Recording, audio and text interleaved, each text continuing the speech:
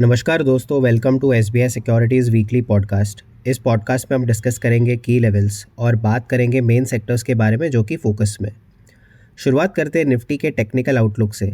In line with our expectation after the formation of the record session count candlestick pattern, the benchmark index Nifty has taken a breather in the last week.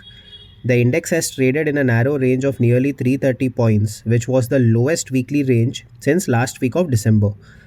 Throughout the week, the index formed small-bodied candles, signaling indecisiveness and a lack of strong conviction from both bulls and bears. Despite consolidation in the frontline indices, the broader market indices, that is the Nifty Mid-Cap and the Nifty Small-Cap 100, have strongly outperformed frontline indices. However, on Friday, both failed to sustain at higher levels and thereafter witnessed a correction.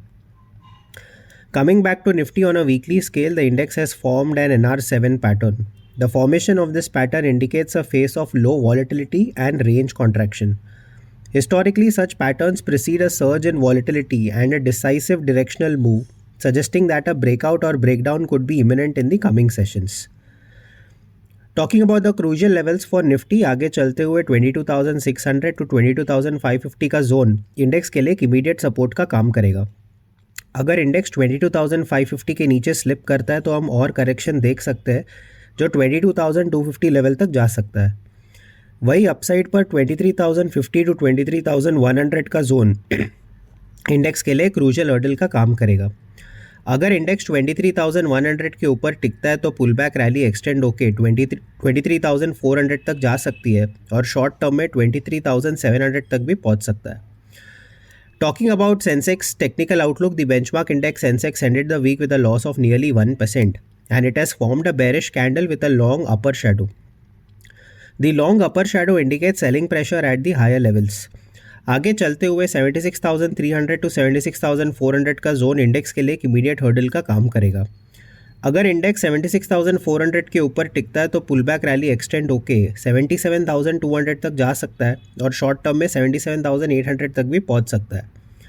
वही down side पर 75,000 to 74,900 का zone index के लिए एक immediate support का काम करेगा. अगर इंडेक्स 74,900 के नीचे स्लिप करता है तो अगला क्रूशियल सपोर्ट 74,100 लेवल पर होगा. Talking about Bank Nifty's technical outlook, the banking benchmark index Bank Nifty has been trading in the range of 49,628 to 48,525 zone for the last 6 trading sessions. Due to the consolidation, the moving averages have started losing their curvy nature. The daily RSI has been in the sideways zone for the last couple of trading sessions as per the RSI range shift rules. आगे चलते हुए 49,600 to 49,700 का zone index के लिए crucial hurdle का काम करेगा. अगर इंडेक्स 49,700 के ऊपर टिकता है तो शॉर्ट टर्म में तेज़ी के साथ रैली 50,600 तक जा सकता है. वही डाउन साइड पर 48,600 टू 48,500 का जोन इंडेक्स के लिए एक इमीडिएट सपोर्ट का काम करेगा. अगर इंडेक्स 48,500 के नीचे टिकता है तो गिरावट का सिलसिला फिर से शुरू हो सकता है. इस सिचुएशन में अगला क्रूशियल सपोर्ट 47,900 टू 47,800 का जोन में होगा. बात करते हैं की sectors to watch as per the relative strength and the relative rotational graph. Technically देखा जाए तो Nifty metal, Nifty private bank and Nifty financial services short term में आउट परफॉर्म कर सकते हैं. On the other side, Nifty automobile, FMCG, pharma, health care and IT are likely to underperform in the short term. So that's a wrap of today's edition of Weekly Podcast. Thank you for listening. Do tune in on Monday for more such market updates and insights. Thank you.